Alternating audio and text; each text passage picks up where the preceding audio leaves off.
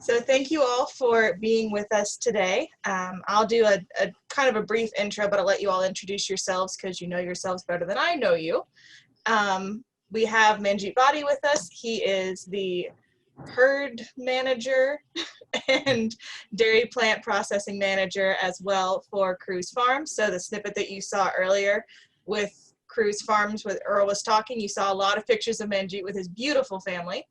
And one of my bottom squares is Dustin Noble, and he is an owner and manager and all-around processor at Noble Springs Dairy, where they do dairy goats and is it cheese and milk? Yeah, primarily cheese, but Primarily cheese. And then Elizabeth Lunsford, who is formerly Elizabeth Cheney. Carl Cheney is her dad, and she is the, what is your title at Cheney's now, Elizabeth? I don't know. I feel like whatever it is probably isn't a good one. I'm probably the owner of J.R. Cheney Bottling Company, which is the milk processing arm for Cheney's Dairy Barn. A lot of diverse experience on here. Cheney's Dairy Farm is actually in Kentucky, so she is our only Kentucky panelist today. So aside from the quick overview, Manjeet, why don't you tell us a little bit more about Cruz Farms and you? Okay, can you hear me? Hear you great. Oh, awesome. So Colleen and I got married around 10 years ago, and at the time I didn't know anything about farming, a restaurant background, and so that is part of the reason why maybe our farm business has kind of moved into that more retail side of things, because that was something that Colleen and I were comfortable with. But you were right that I have sort of fallen into managing more of the dairy plant, and then Colleen manages the ice cream shops. So we've, and as you might have heard from the video, we milk anywhere from 70 to 100 cows, buy some of that milk from my father-in-law, and we have process it into ice cream mix and then fluid milk. And some of the milk goes to grocery stores and coffee shops in Knoxville, and some of the milk gets sold as ice cream in our ice cream shops. Perfect. Elizabeth, do you want to tell us a little bit more about you? We'll do cows first, then finish up with goats. Sure. My name is Elizabeth Lunsford. My parents, Carl and Deborah Cheney, started Cheney's Dairy Barn in 2003. And so it was always a dream of ours to be able to process and bottle our own milk and use our own milk in our ice cream.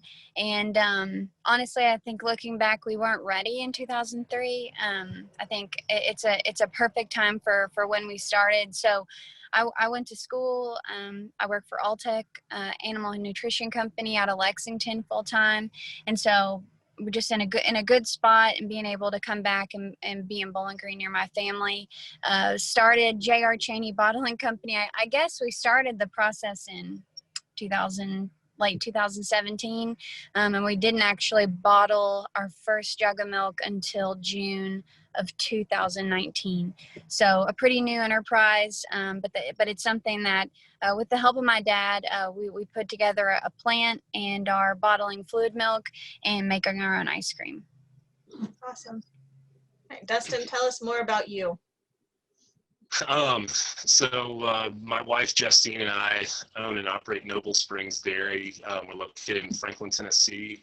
We have been in business since 2009, and we primarily make fresh goat cheeses, but we make some aged cheeses. We do bottled milk. We do kefir, kind of some other different things. But Justine and I both grew up raising dairy goats, and kind of always had an interest in doing something like this. And so we took the plunge in 2009. We were able to set up our dairy and get rolling. So it's kind of a quick summary of how we got here. While you're already unmuted, Dustin, why was it that y'all decided to start a value-added dairy business? What was it about doing everything yourself that really attracted y'all to it? Well, Justine and I, since we both had dairy goats growing up, she raised hers as a 4-H project. I raised mine just because I was interested in agriculture, and my parents got me some goats when I was about 10 years old, and I kind of developed an interest in cheese making, and also just in like high-end foods and stuff. My family operated a restaurant for years and years, so just kind of all those interests and experiences kind of came together. But yeah, that's kind of how I got here. Thanks, Dustin. Manjeet, what about you? What is it about value added that just gets your blood pumping in the morning? Well, I mean, we love milk, and I guess we, you know, if you're a dairy farmer, you might be a dairy farmer. There are certainly dairy farmers that are dairy farmers. There's lots of reasons that people are dairy farmers, but I guess what I'm trying to say is there are dairy farmers that really love cows, and are not as enthusiastic about milk maybe, and we've always been more the opposite. So Colleen and I are, like Dustin was saying, pretty enthusiastic about milk products. And so you know, there's two reasons that we're value added, I would say. The first reason is for a small producer, everybody, I think all of us know that milking cows is kind of something that you pay to do anymore, you know. And so if you really want to milk, any of us could, I mean, I guess we could just start an ice cream shop and not milk cows, and it might even be more profitable. You really choose, in this day and age, you kind of choose to milk cows because you love it and because you see some kind of value in it. So the value added thing is the only way that we have found to be able to do that with and still maintain a small herd. But then also, I really believe, and I think Colleen believes too, that the milk and the ice cream that we sell is tastier, I guess, than what you might be able to get in elsewhere in other grocery stores in Knoxville. So that excites us because we enjoy the product that we make. Perfect, thanks. And Elizabeth, y'all have had a long road in the value-added sector. So why the plunge into bottling and creating your own ice cream mix? Right. You know, I think my parents started the ice cream store, I guess, when I was 13. So I think I was at a good age to really, you know, really understand and comprehend what they did and the the choices they were making. But my dad always says in the year 2000, we were receiving the same price for our milk as we were in 1975. And obviously you can't make it on that. And so I think, you know, obviously dairy farming is really, you know, all my family has ever known. And so I think that was really what made them take the plunge to start Cheney's Dairy Barn. And we, you know, just like a lot of the panelists before had said, we really went around and looked at a lot of different operations, and people opened their doors and were super nice. But it seemed as if, you know, ice cream was really the right route for us. We really wanted to bottle milk back then, but our facilities were not in the right shape, I think, as they are now that I've done some remodeling. And so I think I think the good thing about the ice cream store and not being able to use our own milk and our ice cream mix, we never promoted it that it was our milk. But I do think that people enjoyed the experience of being able to come out to the farm. And I think it really allowed us to really do a great job of education, establishing a relationship with the community. And I think establishing a brand so that now whenever we've made this huge financial investment to put in the milk processing plant, it was one of those things where whether we're starting from scratch, you think it's going to work.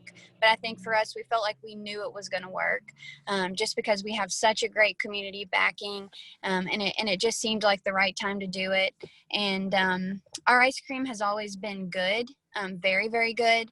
But I think now that we're using all our Jersey milk, I mean, it's unbelievable. And I do think that there's a new sense of confidence in our want to grow and be successful. So I think that it's the reason we did it was because I think we had established a market, and we knew that it would work, and we knew it was something we had to do, especially in order to keep the cows around. My dad always says he wants to be a price maker instead of a price taker, which I think is probably the reason anyone's looking into value added. So I probably know more about y'all's operation, what all y'all are doing, than a lot of the people that are on the call today, except for maybe some of the Kentucky people. So y'all have the big red barn right off of the highway. It's easy to see. It looks awesome. And y'all are doing farm tours. Y'all have a kids area. Y'all just started doing the robotic tours as well. Is that open yet? I know it's been a while since I was up there with y'all. Yes, we are. So actually, I guess that goes to one of your future questions, is how COVID's affecting our operation. But we, last year, we probably had around 20,000 people go through our farm tours, which includes a guided tour, which we historically only offered guided tours. We opened up the self-guided tours, I guess, in 2017, I think is probably when we started doing the self-guided farm tours. People pay $4. They get a scoop of ice cream. They can come down to the barn. They watch a video. They watch the robot, and then they can go upstairs and see the cows in the compost bedded pack barn. And so it really took a lot of the labor out of it. We have, people obviously overseeing and making sure that no one's where they don't need to be. But it is, I think it's been really astounding, the number of people that have come through. And whenever the dairy barn was open and it was pretty, there were a lot of people that came for farm tours, even with COVID. But that has been one thing that has hurt basically our entire tour program for the year 2020 is pretty much nothing, honestly. So. And Dustin, y'all are doing farm tours as well. Y'all have a book on your website, so y'all are doing a lot of stuff as well. Yeah, we're just always trying to come up with ways to make a little extra money. But yeah, the tours, like she was saying, it's a great way to connect with the community and kind of teach them about your operations. And I think it builds kind of a loyal customer base as well. That's really kind of become a big portion of our income. And along with our cheese sales kind of taking a hit this year because of COVID, we also have kind of had to reduce the flow of people through the farm just to make sure, we're not overcrowding things and making people uncomfortable or subjecting our own family to the virus or anything like that. Because Justine, we have 2 kids now, and Justine's always telling stories to the kids, and she's like, maybe I could write these down. She's kind of an artist. She does all the design for all of our labels and stuff. So she created these characters and stories and stuff. So it's just one more thing that she has to kind of add to the little online store we have, or when we do tours or farmers markets, it's one more thing that she can sell when we're out pushing the other products. Mm-hmm. I know for me personally this year, I've got a bunch of nieces and nephews that are all under the age of 5. So this year has been the year of trying to find cute books for them to read. So knowing that a lot of you have resources like that on your farm stores, I'm going to start spending way too much money on kids' books is what this is telling me now. So that's what's about to start happening. And Manjeet, you're a little bit on Cruz Farms the opposite direction. You don't really take people to the farm, but you bring the farm to your stores through a lot of the signage that you have, a lot of the big pictures that you have of your family out on the farm. So talk us about that a little bit. You're absolutely right. I think we have thought about giving farm tours for years, and we had a corn maze 2 years in a row. That was 10 years ago. And we certainly get requests. Being in Knox County, in a populated county, we get lots of emails, or we actually used to get more. We don't hardly get any more emails now.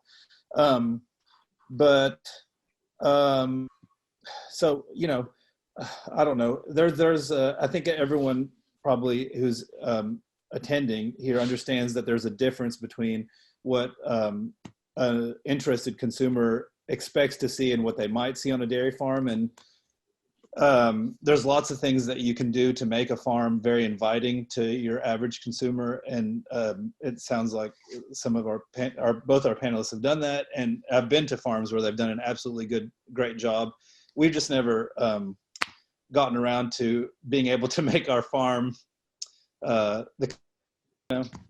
and we never really have figured out if it was going to be a good business for us.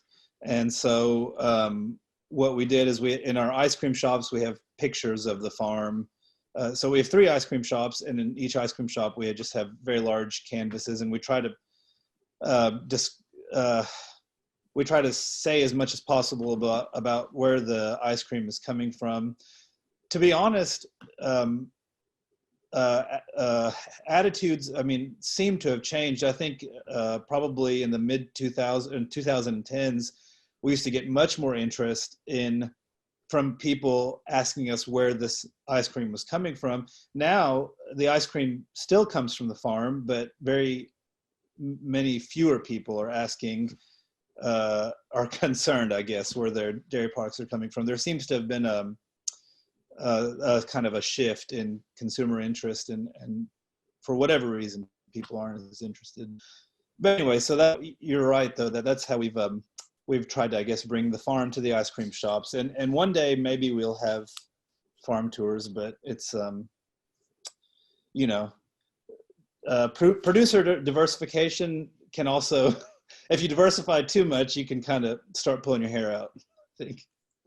Don't pull your hair out. So since you're still unmuted, let's talk about our next question. What were some of the hurdles you faced in starting or expanding and operating your value-added businesses?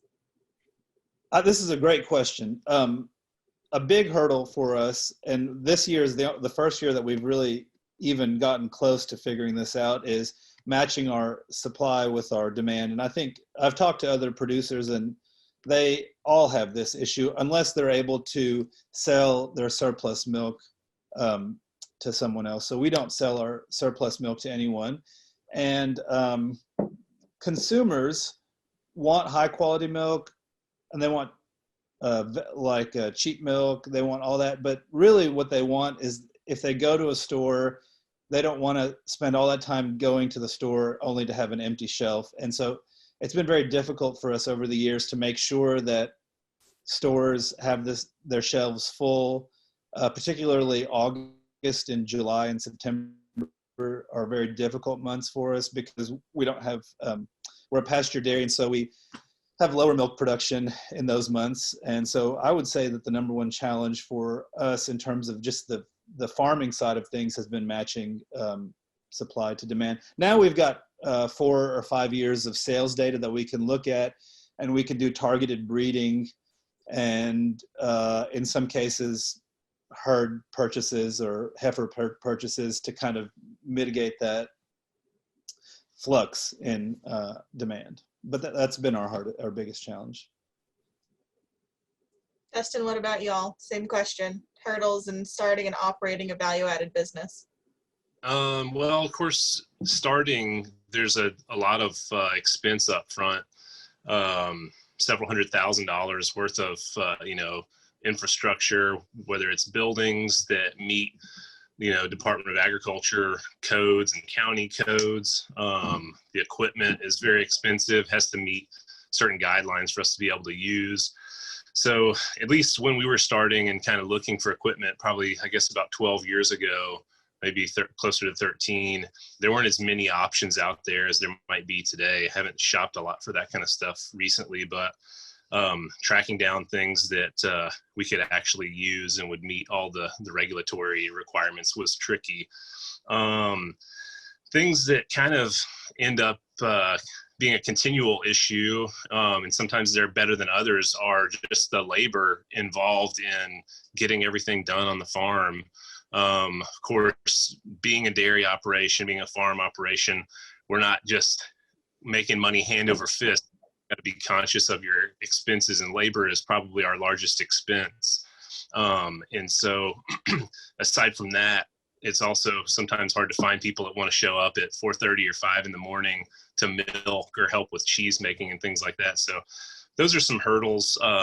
Seems like as time goes on, maybe we kind of resolve some of those, the labor issues, just the logistics of getting products places. Over time, we've connected with distributors who have been able to help us move product from the farm to our consumers if they were too far for us to reach. So that helped us kind of eliminate some of the labor and take that out of the equation. So not as high a margin on that kind of stuff, but certainly less headache in the long run. And I just got a text message that reminded me that I didn't remind everyone attending that we are going to ask questions and are open to questions from anybody who's attending. So if you have any questions, please throw them in the Q&A and we'll either get to them if they fit into the question that we're asking now, or we'll circle back to them at the end. So yes, please do blow up the chat with any questions that you might have. So Elizabeth, what about y'all? I know y'all's value-added business has kind of been not compartmentalized, but it's been segments that you've been developing over time. So what were some of the initial ones, maybe for your position specifically? Right. I'm glad I got to go third because I got to write down key points from the other two. So thanks for giving me ideas. But I think as was mentioned initially, I think balancing would be a huge, and every time we have someone that comes and picks up our surplus milk and he does the balancing for us. And like, we are so incredibly fortunate that we are in that position to be able to work with someone. I know he's not going to want to work with us forever, but as far as getting started, we've heard horror stories of people who have, day one, and then you get the call that you've been dropped and you've got 100% of your milk that you have to find a home for, and being able to manage butter fats and there's so much skim and there's so much cream at the end of the day. And so figuring out, what you're going to do with all that and make it make sense. But I do think, I think one point that was mentioned was keeping the shelf stocked. We've learned that, that the people at the stores, they're mainly high school age kids that really don't care about your milk because, well, one, they're probably stocking a lot of other products, but they will they'll let a gallon of milk sit in front of 8 gallons of fresh milk and none of it will sell because it hasn't been rotated. So I think we've really realized that it's important for us to take control of the product and make sure that the shelves are stocked, things are rotated, and things look nice. I know that some of the big guys that probably don't have the ability to go in store and see their product, it's been incredibly important to us we take a rag in, we wipe off every gallon of milk. Whenever we're asking a premium price, it can't look like it's garbage. So it's been important to us to make sure that it's presentable on the shelf, that it looks nice and it lasts and tastes different. I think the main thing that I learned whenever the guy who trained me, our first night bottling, I remember thinking like, what in the world have I done? Because it took us all day to bottle milk, and I'm like, heck yeah, we're done bottling. And then starts cleaning, and then you clean and you clean and you clean and you clean. Then 5 hours later, you're just getting done cleaning. And so I think it's a completely different way of life. The environment is different. The expectations are different. And I think there's really no way to prepare you for that other than to work in a dairy plant. And it's not for everybody. I've had a hard time finding help, but I did just recently hire some full-time help that is probably going to save my life, to be honest. It's expensive, I think, was the main thing. At this point, if someone quotes me $20,000, it's really not, it doesn't faze me anymore. Or, it's just like something inexpensive is $1,000. So I think just the magnitude of how much things cost in a dairy facility in a manufacturing plant has been challenging. And then I would also say I have a marketing background. I grew up on the dairy. I worked at the UK Dairy. I work for Alltech. I know nothing about running a milk plant. So I think the learning curve was incredibly substantial for me. And I really leaned hard on a lot of people that really supported me and really helped me learn about how pneumatic valves work, how to make sure your tank is getting clean and size appropriate spray balls for your tanks. I mean, how to plate milk and look at cold form. So I think it's been a huge learning curve. And I think it was a lot more than I had expected. And so I think that was probably a major hurdle. So I'm sorry for the notes. I took a lot of notes from everyone else. But I think lastly, just being strategic about your growth. I think it's easy to say, I want to do all these 1,000 different products, but you might kill yourself getting there. For me, I would rather do a larger volume of the same items that I'm already making than try to differentiate myself to the point that I'm that it's almost impossible to get it all done and to get it all done well. So that's the other point. Awesome. We did have a question. Can I say something about Yeah, that? please. Oh, yeah. That I think something that hasn't been mentioned perhaps today is that was it Mark Morgan, Dr. Morgan was talking earlier about the pasteurization options available to small scale producers. There's the HTST, which basically means that you're going to be pasteurizing, I think for any of us would be at 165 for 15 seconds, or there's VAT pasteurization at 145 for 30 minutes. In both of those instances, the whole milk that results is going to have, particularly if it's not homogenized, a relatively short shelf life compared to what consumers are used to. So like, for example, when Purity delivers their milk, it might have a 3 to 4 week shelf life, even the fresh milk, that's not even talking about the UHT stuff. Our milk in Knoxville, our milk, but I think this probably goes for other producers as well, distribution is really key for us. So it has to get on the shelf within 2 to 3 days, ideally 1 to 2 days of being bottled. And because by day 7 or 8, it's already, if it's unhomogenized, it's harder to shake up, for example. I mean, there's a lot of challenges that go with it. And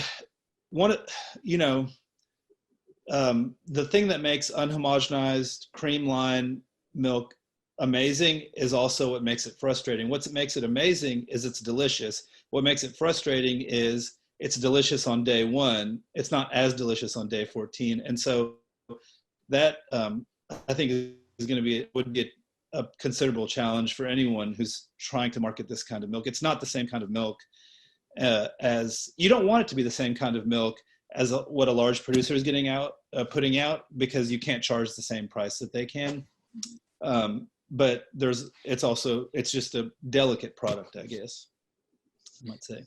So Manjeet, y'all are also in the Whole Foods in Knoxville. Is that kind of the largest out of your control area that y'all's milk is available?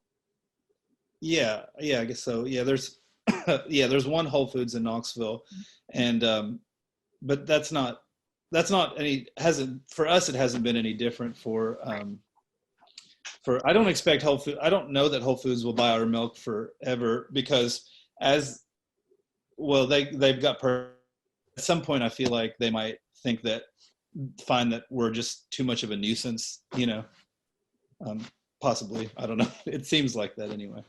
Well, I was gonna say, does it help that they're a store that's associated with higher priced produce, higher quality produce, but also produce that we're expecting to be fresher and be consumed more quickly? So when I go to Whole Foods, I'm probably going because it's a cut of meat that I can't find anywhere else, or it's a particular type of produce that I'm going to cook for dinner tonight that I can't get at my Kroger or at a Walmart or something like that. Do you think that's a benefit to have your milk in an environment like that, where that's kind of the culture of the store? Yeah, that's certainly, that type of store is the only kind of grocery store that we have managed to get our milk into. So we've tried getting our milk into the more like typical grocery stores without much success. So yeah, what do you call those kinds of grocery stores? Organic grocery stores are the only ones where we've had any success. That and fruit stands, honestly. So we did get, I'm not sure what happened to Dustin. There you are. So one of the questions that we got in. I had another call. I had to. Oh, you said you weren't going to do that today. Just kidding. So It came in, but I Oh. had lip on the thing, I guess. I know how that feels. A question that we got several minutes ago, I guess, was, wanting more information about the availability of labor and the issues with human resources on dairy farms. I guess if you want to expand on that a little bit. We've tried a lot of different things. You got me on. We've had people who just work part-time, some work full-time. One of the real difficulties is because you have to milk twice a day, every day. We've had people that have done like back-to-back milkings. That ends up, usually people get burned out. And a few years ago, we tried to, because we were frequently asked to provide housing. So we tried to do that 3 different occasions, and none of those worked out very well. So kind of word might avoid that unless you have, some ideal situation. But when you have people that work for you that also live in your home or a place that you own, it gets really complicated. So and we still get asked that pretty frequently, but we haven't had great luck with that. I can speak to I can't speak to human resource challenges, but I can speak to the percentage of payroll increase if you go from strictly dairy farming to of interest. Yeah, that'd be great. We have, like I said, we milk 70 to 100 cows, and we probably 2/3 to 3/4 of our total farm payroll goes to processing. So there's the morning and night milkings, obviously, which might total 70 hours a week, but then processing payroll hours are closer to maybe 200 hours a week. And that's or 200 to 250, because then that includes also distribution hours. So the payroll increase is I would say substantial, I guess. But then obviously the sales increase is substantial as well. Thanks, Benji. I looked forever. I guess this may be a different look on it, but I attempted to, I reached out on Indeed, and I got probably 180 applicants, and maybe 1 or 2 of them, we interviewed 3 people, but I probably got 500 applicants on Indeed, but I didn't find that as a very effective way to find someone.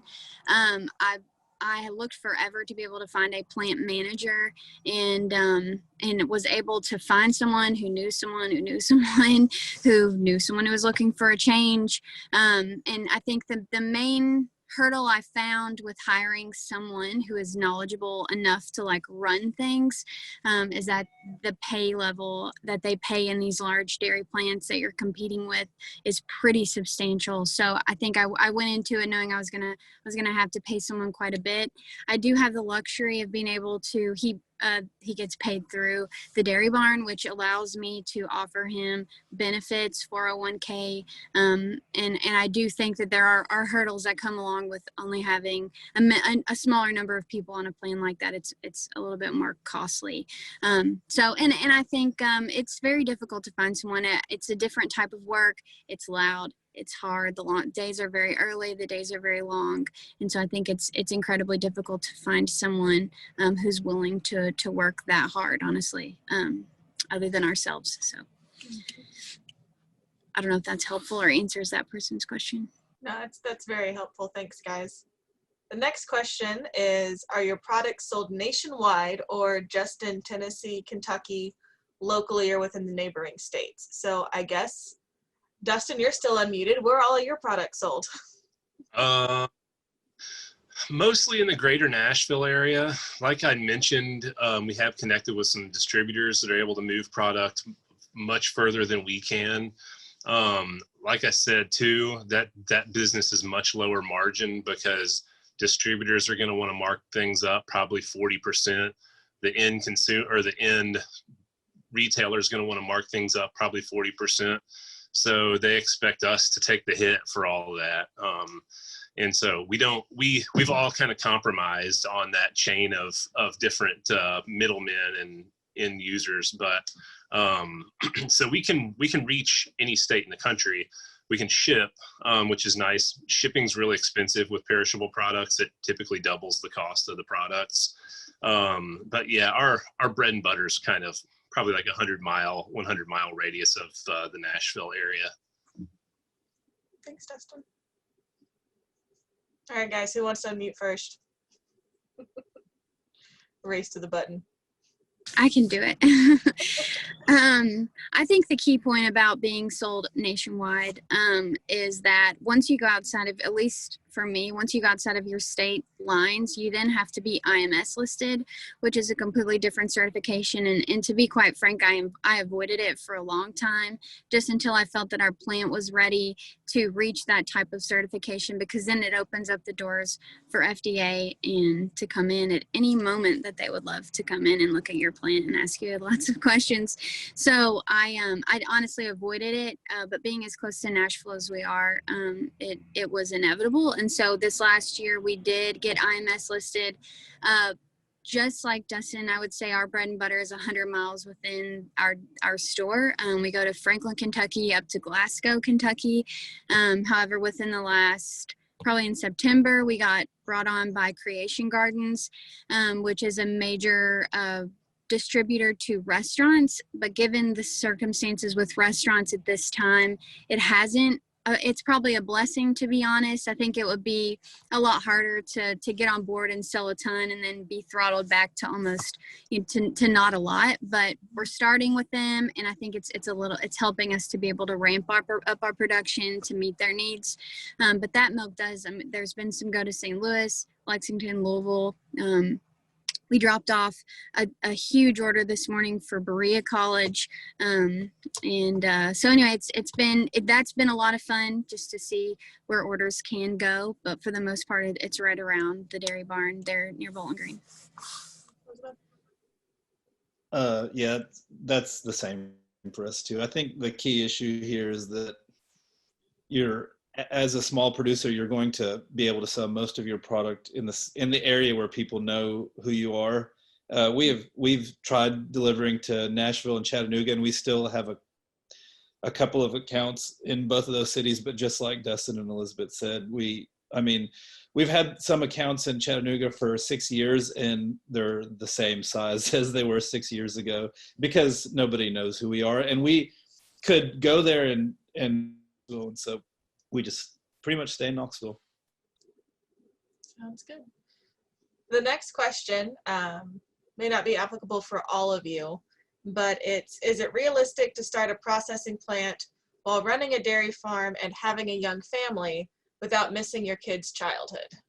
I think it's crazy to start a processing plant with young kids, but I don't know what the other options are. Is it realistic? Well, we've done it. I don't know how to answer that question. I don't know. If the crux of the issue here is if your back is against a wall and you want to milk cows, then and you want your kids to milk cows and you want your kids to be raised milking cows, you just have to do what it takes, I guess, to make that family unit possible for your future. So for us, life's all about give and take. We weigh how much the business is going to take us away from our family, and we are very methodical about what we want for our family. And so for us, this value-added journey is rather a way of strengthening our family rather than weakening it, in my opinion. Anybody else have anything to add? As far as a young family, we decided to wait on children just because I felt like it wasn't, we're going to wait until things are a little bit, hopefully settle down a little bit. But, I think, I do think that right now, and I don't know if it's the same for everyone else just because I don't know how everyone else's systems are set up, but basically like my entire life at this point revolves around the cows and when they give me the amount of milk I need. So I think just always being, I think it would be very difficult to have, to really manage being so needed and so pulled and so much taken from you on a startup. I see a lot of progression now that we're 2 years in, and how I can manage and look at other options and new exciting opportunities. But for probably 2 years, it pulls a lot from you. I'm not going to say it's not realistic. I think it is realistic if you make it just like he said, a part of your family and allow it to strengthen you versus tear you down. But I do think it's unrealistic to think that it wouldn't take a lot from you or your family's time. Thanks, Leslie. Justine and I have 2 kids, ages 2 and 5, and it definitely takes a lot. I feel kind of guilty sometimes because they end up hanging out with us while we work all day long. So it's difficult, but we make it work. I think they're probably going to be better people for growing up in that type of environment. So it's definitely a good family environment, but it's gonna take a lot of time to get things started. Hopefully, maybe you have some family members that can kind of help out with the children or with the business. Either way, it would be nice to have some other hands on deck. Thanks, everyone. Those really good answers. So some of you touched on this a little bit already. We saw a little bit of this in the Cruise Farms video earlier, but what has COVID-19 done to impact your sales? Have there been good things and bad things, all bad things? Dustin, you're still unmuted. I'm going to pick on you again. No, that's fine. I'm kind of jealous of the cow people because I think that it's had more of an adverse effect on our products. Because just like on a snow day, milk and bread are the things that sell out when people are panicking. Goat cheese is a high-end type of product, and we actually were told by some of our biggest customers, we've lost a lot of sales. Those are starting to come back, but every time there's some news about more cases of COVID, it seems like restaurant sales might slow down a little or whatever. But some of our retail customers who in the beginning were great told us that they might be scaling back some of their specialty products.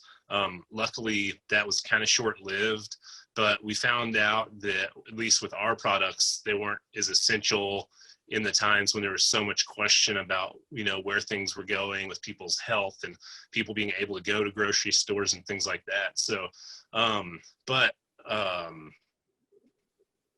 it's been good in some ways for the agritourism part of our business because people have been looking for things to do to get outside. So that's helped people seek us out.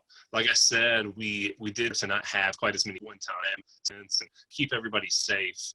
But yeah, we've got friends in Kentucky and other friends in Tennessee that milk cows, and they're like, yeah, we had people lined up down the street at our farm store to come buy milk and beef and eggs and stuff like that. And I'm like, yeah, we have some that come to the farm now, but cow milk's a staple in so many people's refrigerators that it was one of the things people were panic buying along with toilet paper, I think. Mm-hmm.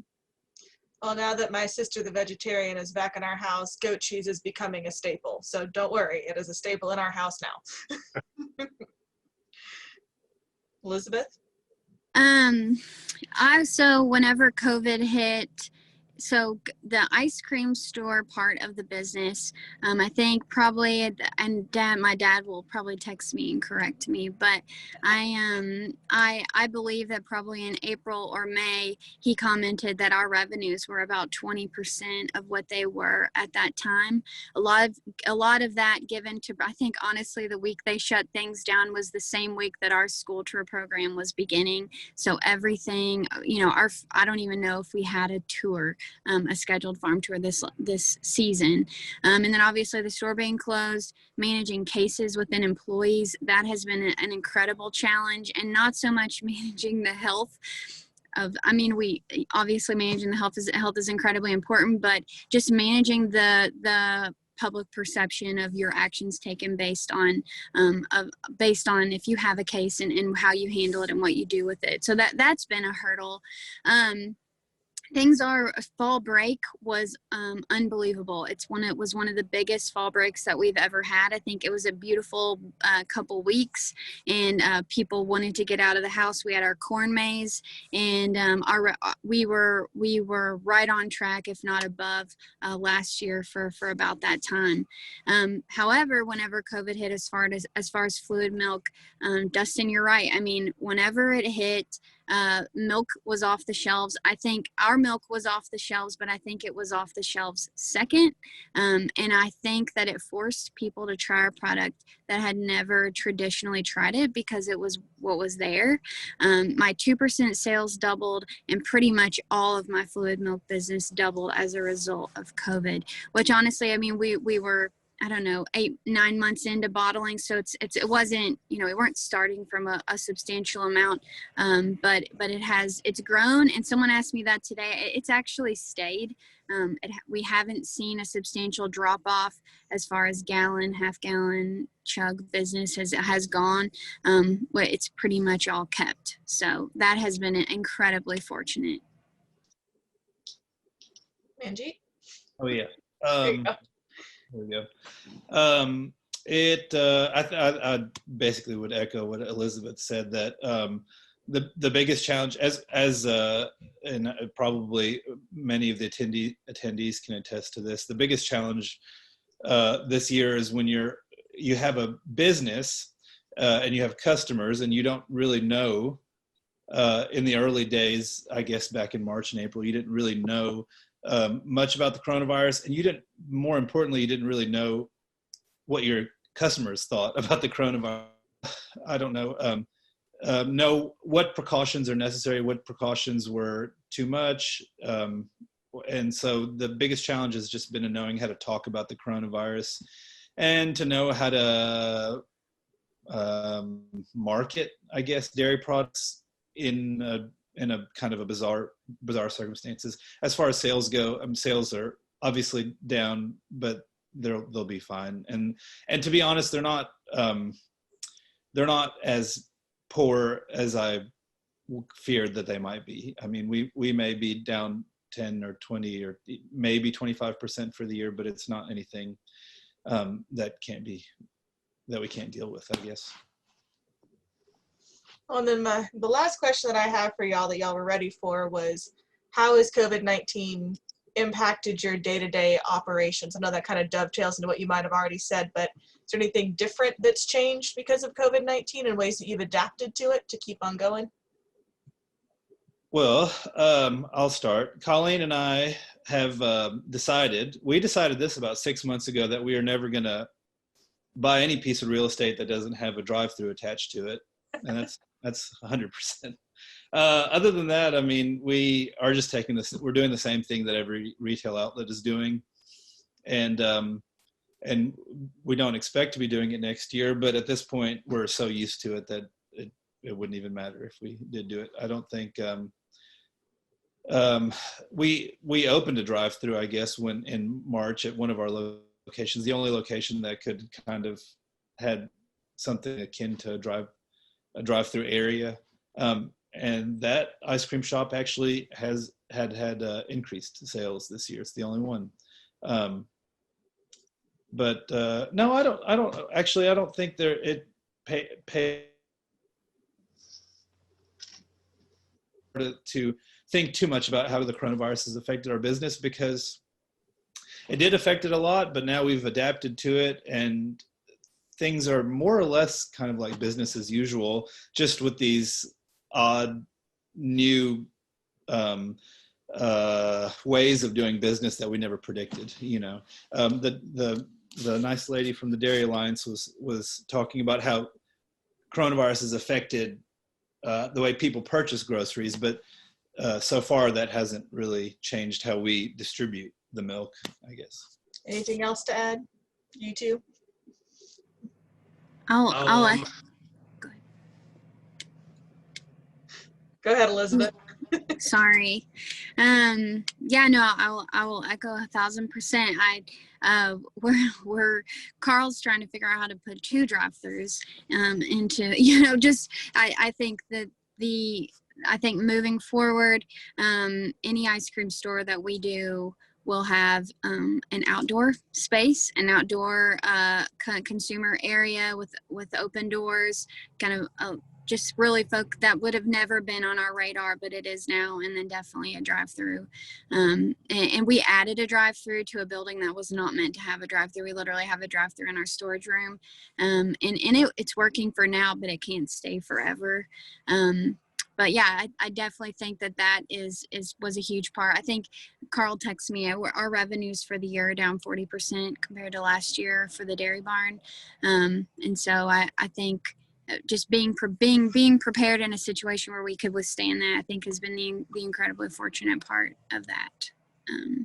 Yeah, I think that. And then, I think the only change day to day is wearing masks in the processing plant and managing a bunch of college kids that don't want to stay home and quarantine. They want to party with their buddies in college. And so trying to, hating those midnight or 9 p.m. phone calls where they think they've, come in contact, and then you've got to change your whole day. So that's probably the biggest change. Thanks, Elizabeth. Dustin?